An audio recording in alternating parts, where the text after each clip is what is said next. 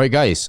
Before we move on, just to let you know, if you have certain watches that maybe you want to trade in, or perhaps you have a watch you've been looking for that you really want, but you're not sure how you can get it, we can actually help do it for you. Just fill in the details in the Google form in the comment section or the description. Either we'll already have what you want, or we will do everything we can to get it for you. So yeah, comment section and description. New school versus old school watches, or as the title suggests, modern versus vintage. This is very interesting because I'm sure there are many opinions, many schools of thought. And today with me, we have Jensen, who owns both kind of watches, loves both kind of watches, doesn't pick between his children, I hope. Unfortunately, I am biased against one of them. Unfortunately, I love one more than the other.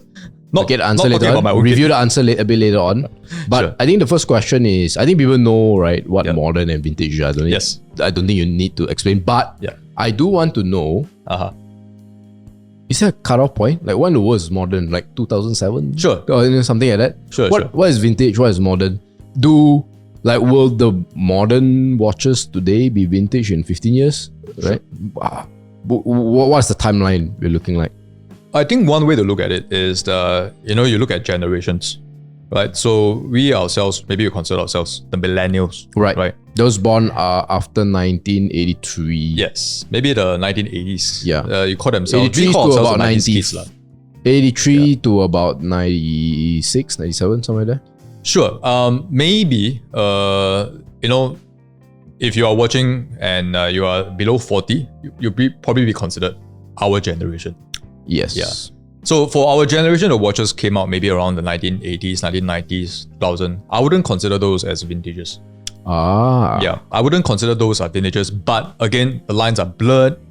If those watches produced at that particular time, like 1980s, earlier 1980s, was designed based on a design created in, let's say, 1960s or 1970s, I consider those as vintage. But that's more like a vintage design, right? So you're making this distinction between vintage design. Yes. Do you lump them together, or does it matters to you? It blurs the line for sure. Okay. But for me, when I collect my vintages, they typically range from 1960s to 1970s. There is a specific type of look or specific model that comes only in the 1960s and 70s. Right. So it becomes clear to me if I'm model or if I'm a line, which means a specific line of watches. I'm not agnostic 1960 and above, basically. Yeah, I would say 1970s and below. Okay, that would be modern. Yep. So vintage. 70s and below. Yeah, that's considered vintage. Oh, yeah, so you mean 80s, 90s, I consider them as more modern than vintage. Got it. So, what is the distinguishing factor of those older than the 70s? Right. So if you're talking about a real vintage, let's say when I say real vintage, means that it is a vintage watch, good condition, not a dinged up, scratched up watch. It could be 1990s, looks like vintage, but that's not real vintage. You know what I'm trying to say? Lots of vintage shops sells watches like that, which could be misconstrued as a vintage watch. So I'll say for a real vintage, 1960s, 1970s. This, for example, is 1970s, the one I'm wearing right now. The distinction when it comes to vintage watches. Actually, let me just ask you. Yes. Whether if you can tell the difference. Okay. Right. So we have pick one vintage, one modern, and then show it to me and let me pick. Yep. You can tell me. This is probably easier. Okay. They are of relatively the same series. They are same series. Both Nichols, right? Yeah, they are really quite similar series. So the sports series. Which do you think is the modern one or the vintage one? It's quite tough. I'm gonna say, since, again, based on my talking with you guys, sure, I'm gonna guess that those that are stainless steel will be younger. This one? Yes. Both are stainless steel. Oh, both are stainless steel. Okay. You mean, they both are stainless steel. As to which one looks older, I'm gonna go to one on the left, which is the brown one, brown stripe. This one? Yeah. Well, you're right. This is a vintage one. Okay. This is the more modern looking vintage one, 1970s. That's true. That made it hard for me, actually. Yeah. That's why. Yeah. I'll show you another one. What about this? let's say if we were to take this watch and this watch. Which one is older? Oh, that's quite simple. The one on the left as well. On the left? Yeah. Yeah. I think this one is definitely more obvious. So I think there is a very unspoken, very hard to describe vibe around vintage watches. Tends to be smaller, tends to be more minimalistic as well. Simpler. Yes. Simpler. I think that's the word. I think what made me decide to choose that the one on the right, the Panda, is guys, I didn't know when the Panda was created, but last year. the thing that last year, that prompted me to know that it is a modern watch is two things. The first is I forgot the name. The circles in between. What do they call Subdials. it? The subdials. Yep. And the, what do you call this? Oh, you mean the buttons? The buttons. Yes. Yeah. That's not timers. something, Sean Connery will wear in James Bond. You know what I mean? Okay, so if you were to recall, Mike actually brought over the watch that Bruce Lee wore. Yes. They have the same features. Oh. Yeah. Okay. So it's not about the complications that you find out, but more often in modern watches Wait, you but find more Bruce Lee watch complications. has three of those. Yeah, Really? Oh, okay. they do. So If you it's remember more inside the circle. Yeah, it's more inside the circle. It's the same thing. There's maybe one subdial there, and then for his pokes, he has one subdial and then 3 buttons as well. So it's really quite similar in terms of functionality, in terms of complication. But it's the vibe lah. Obviously, when it comes to modern watches, it's shinier because it's taken care of. For the vintage watches, it's probably losing its sheen. Maybe, more dinged up. Doesn't look like straight out of the box. Yeah, it doesn't look like straight out of the box. And obviously, it has a bit more of a vintage design. You got to get into it a little bit more to have the sense of So it. what is your bias then? Right. So if you really want to know my bias, Yeah. So okay, bias is good. yeah, bias is good. I love vintage watches. I mean, What do you know about them? The story, the fact that it can start more conversations. yeah. Okay, so I don't know whether if it's a personal thing. Take a look at these two watches. Tell me which one do you prefer? Hold on, Yeah. This is an SKX, so it's a very famous discontinued Okay, but so still a modern I watch. think I will pick the one on the left simply because, and I could be wrong. Can I see the other one now? Yeah. Okay, either my eyes Yeah, are pretty playing trick similar on me, vibe. but I feel like the one on the left, or your left, Yeah. the black is a bit more striking. Am I right to say that? It's definitely clearer. Yes, yes. It's more striking, yes. yes. And This one is a personally, bit darker already. I'm not a designer, Yeah. but as a person with some design preferences, I like integrated watches. Right. So that means like they blend in seamlessly, right? Like I don't like, for example, too high distinctions between these things. Okay, So I'm gonna guess the one with more distinction is the more modern one. But I'm just Right. randomly.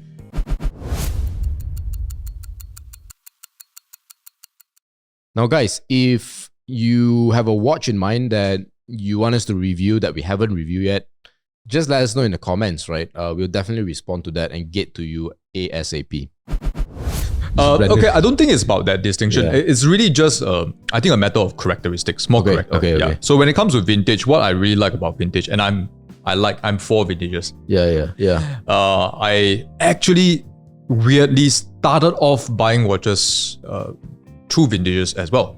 I started with vintage. Most people, and I recommend this, start with modern watches. Yeah.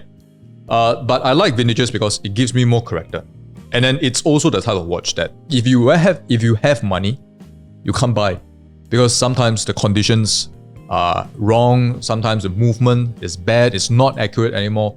And I like all these things. I like it to be old, but at the same time, really accurate. It's very similar to furnitures, actually.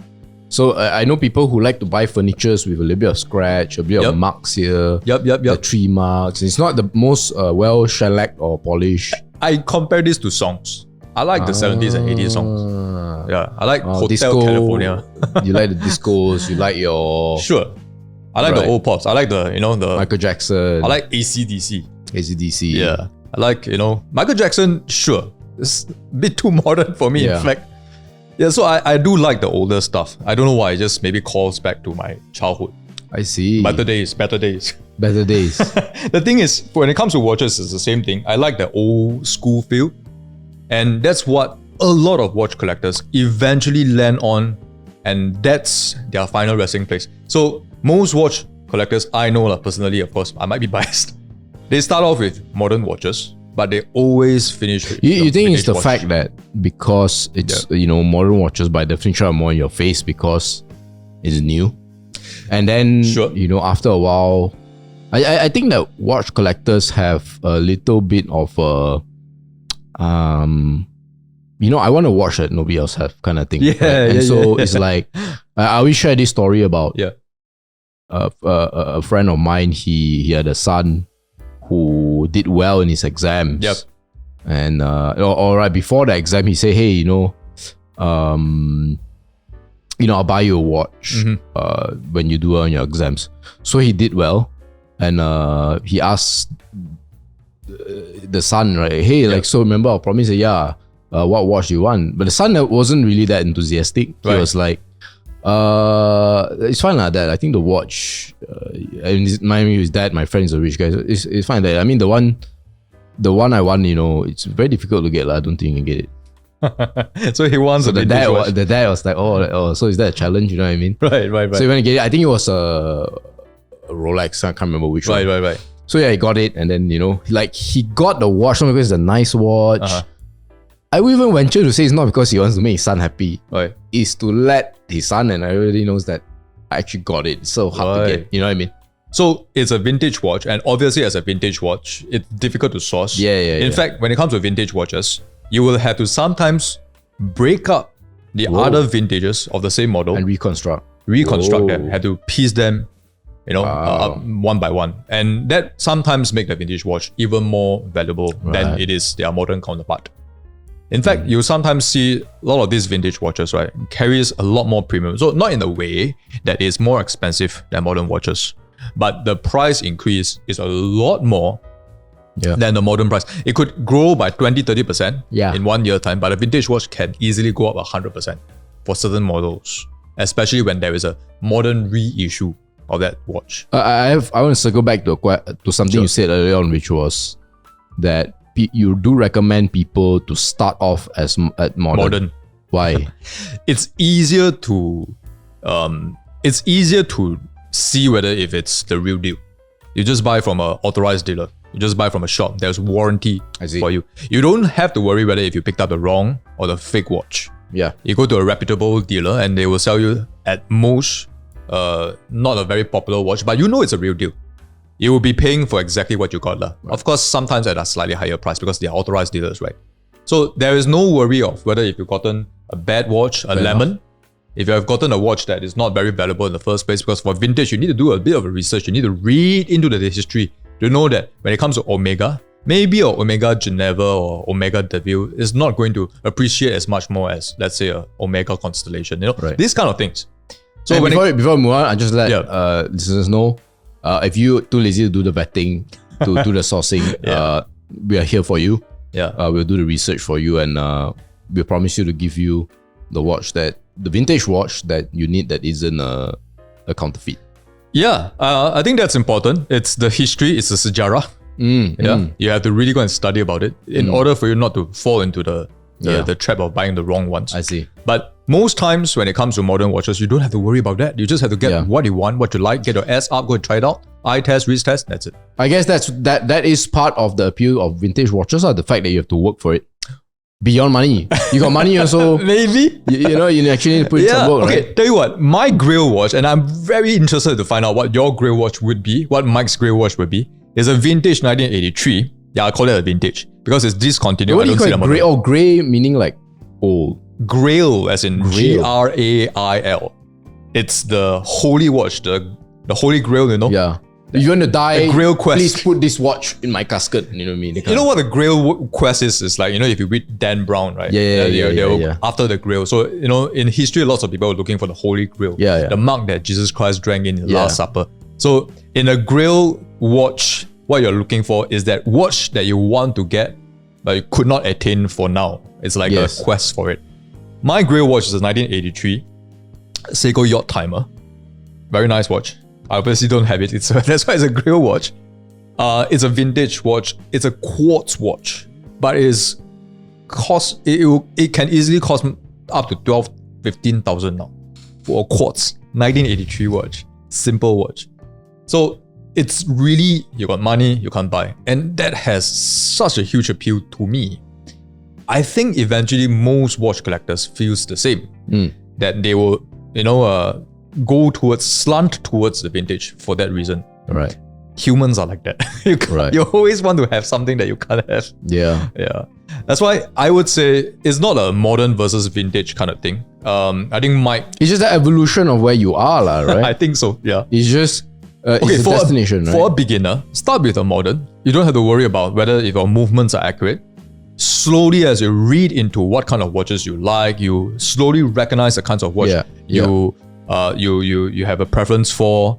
Then seek out the vintages on those preferences and then read more about that. I think that would be best. Are there of course, I would like to think that a lot of the brands today, because they've been around for a longer time, they would produce better watches now simply because, right? Not in terms of as an investment or whatever. I mean, we are in modernity, so you would expect the quality to be higher, but that doesn't mean that they were great when they produced those vintage watches, right? Are there certain brands that you avoid and like that are in that vintage camp? Will you avoid certain brands? Will you?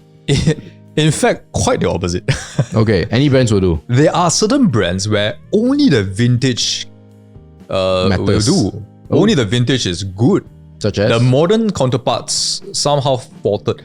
Universal Geneva is a great watch. Again, there are a few designs designed by the great Gerald Genta. Golden and white shadow, if I'm not wrong. It's a Universal Geneva watch. They are a great watch with a lot of history, but their modern watches are not so great, in my opinion. So this is one such example. If you are talking about certain brands to avoid for vintages, I would say that I can't think of any now.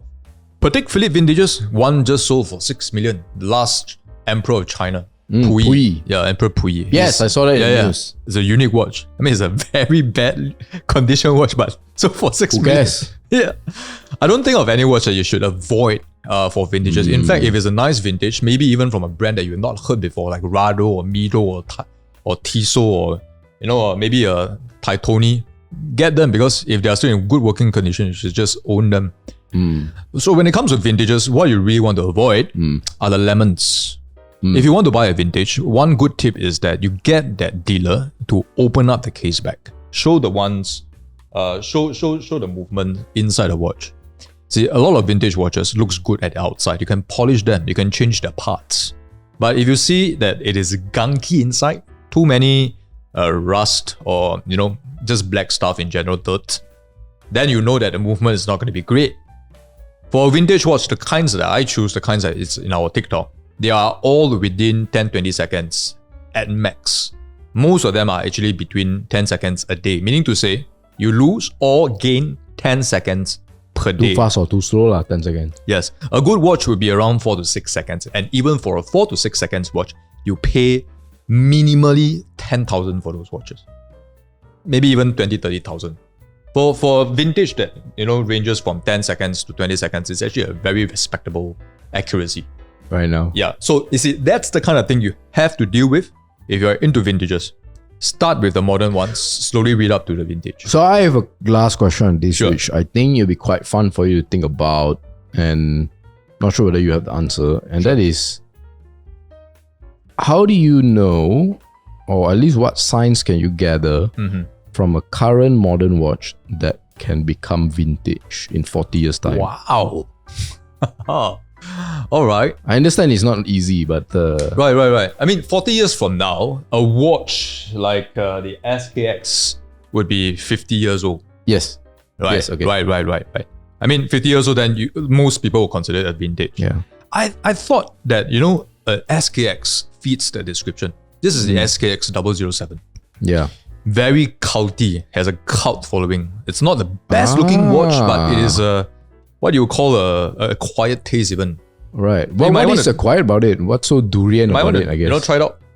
What's so acquired about it? I mean, it's not a particularly fantastic watch. It has better movements. We see better movements nowadays. Okay. It's not particularly good looking or what, but it is very popular because of its price versus its quality. So it's a value watch. Seiko was very well known, still very well known for its value. So it's relatively cheap for a very, affordable price. It has a very high quality, and it lasts you for decades even.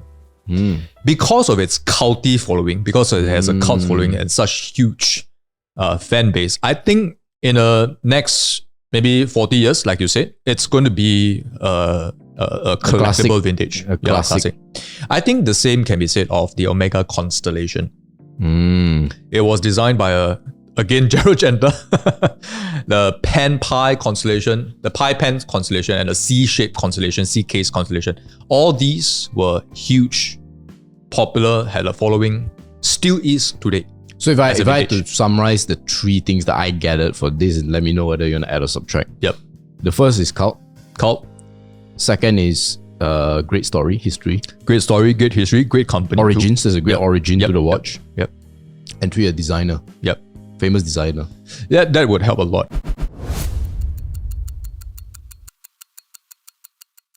So if you are enjoying the video so far, always remember to support us by liking, commenting, and subscribing.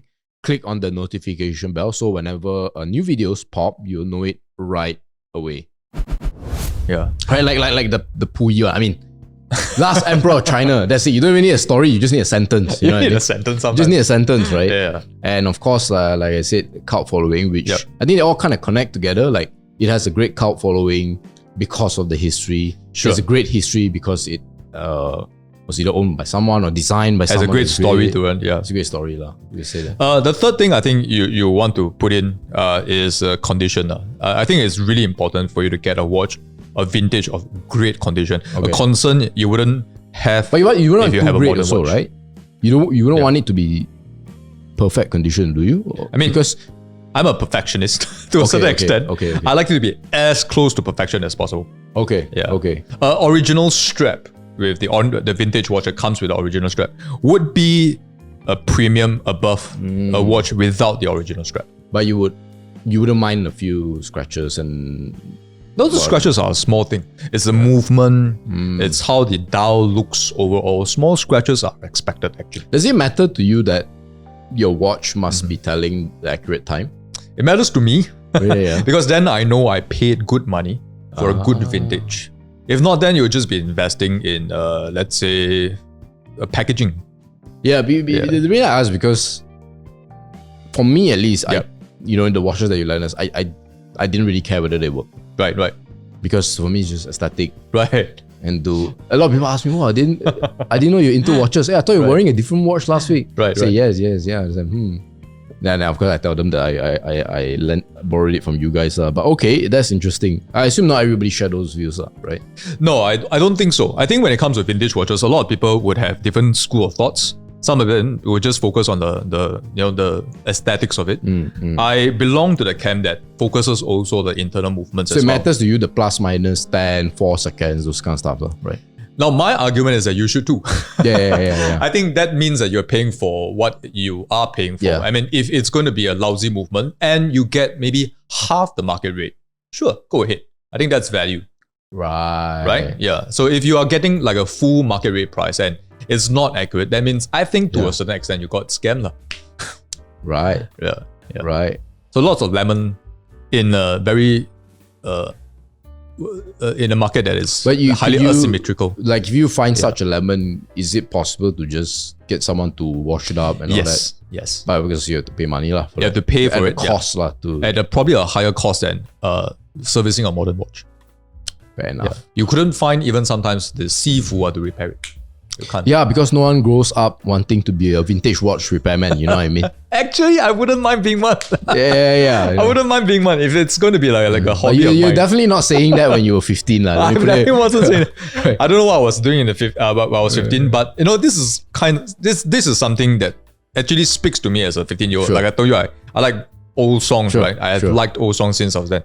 So for those of you listening, if you are really into vintages, start with something that is easy to find, easy to read about, tons of resources online to tell you about that watch, that vintage watch. A great beginning, a great start for any brands would be Omega or Seiko's. Yeah. Yeah. Right. Tons of resources. All right, I think the only thing I want to add is like, if I were to go about it, I'm going to Yep. put my investor hat on, I'm going to put my business hat on, right? And say, okay, look, imagine if you could transport yourself back to the 70s or 80s. Yep. What were the vintage watches at that point in time, Right. right? Those Yep. created in the 1900s or the 1910s. Probably a Waltham. Right. And, Yeah, and yeah. what created that sustaining value, you know? Right, Then right, I right. would just take that and try and copy paste and, apply it to Right. instead of 1910 to 1970, now is 1970 to 2030, 2040. That's how I would think about it. At Right. least. I mean, everyone can do it. Yeah. You know how you can do it? Buy a watch, take real good care of it, Yeah. and then 100 years down the road, that's Ask a your great son vintage. or your grandson to sell. Yeah. Okay, guys, as usual, thank you for staying all the way until the end. Again, if you want a lot of these vintage watches, they're not easy to find, but we will do our best with our connections and networks, Yep. especially our good friend Michael, who's not here today.